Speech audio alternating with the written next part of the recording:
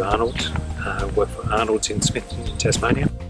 We're a fuel distributor, primarily work in a rural area, servicing local farms. My father has been in business for 40 plus years, and in the last 10 years I took over from my father. This is my older one, and the second one is a 510, a CF85, just looks the same as this one. So far I've had a fantastic run from the truck.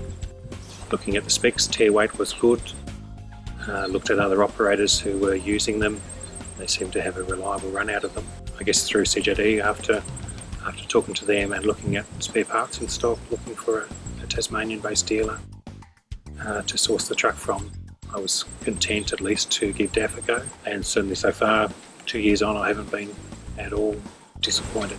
Certainly because I've got two other young drivers that work with me, trying to find a truck that was safe was high on my priority list. Traction control, to me, initially may have been a bit of a gimmicky thing, but watching traction control work in different spots, it certainly has created a much safer truck.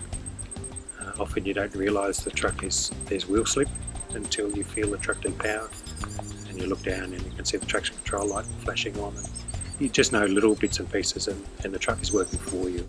It's making a much safer environment for both ourselves and the road users. A lot of our work is tight farm work. That's probably our core work still. The truck has to be quite manoeuvrable. It has to be able to get in and out of spots, and vision is a big thing.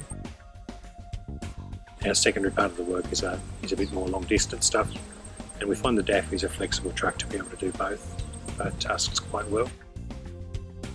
I like the horsepower rating. The fuel economy is quite good.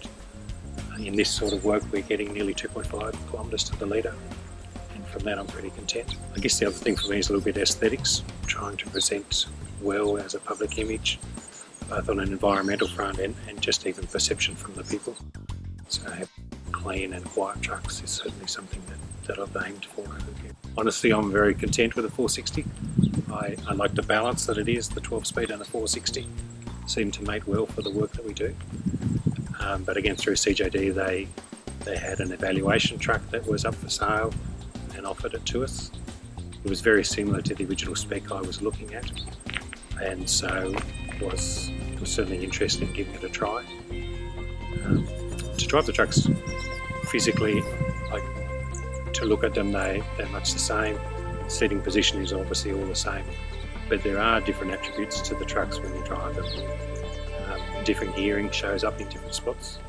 The 510 is marginally better on fuel, and just the gearing between this one has a ZF 12-speed and the other one the 16-speed, and there are just notable differences when you drive the two. Closer ratios at times help the 510 better. The layout of a two-step cab to get into actually suits the stop-start work really well. I've had a couple of trucks with 3 entry steps, and it always seems a little bit odd. But we probably get in and out maybe 30 or 40 times a day.